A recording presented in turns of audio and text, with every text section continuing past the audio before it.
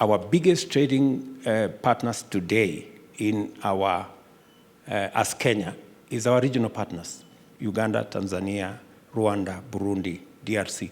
That's where our biggest market is. And therefore, we are already speaking to the Africa Continental Free Trade Area ecosystem. Intra-Africa trade is already where our biggest market is. And therefore, what UNCTAD is doing, providing us information, giving us leverage on where our trade should go is significant. And that is why I really wanted to be part of this conversation. And as we do that, we also realize that our continent contributes only 3% to international trade. So it means as we build our continent's network and integration to trade amongst ourselves, we also must have at the back of our minds, how do we meaningfully also contribute to international trade? How does intra-African trade also speak the language of international trade? And that is why it's also important for us to build the linkages we are building with EU, for example. We have a signed agreement now with EU.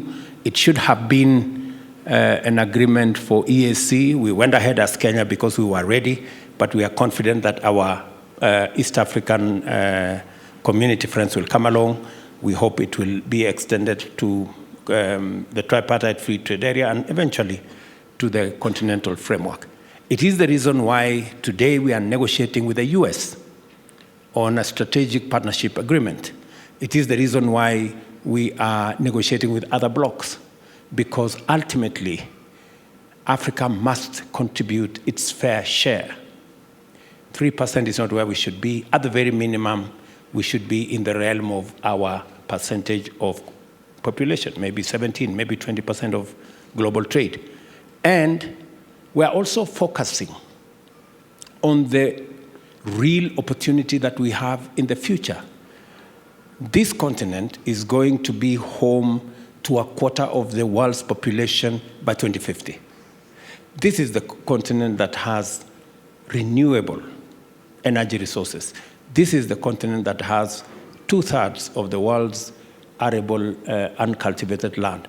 This is the youngest continent. So we have real assets that has the potential to make Africa central to what happens globally going into the future.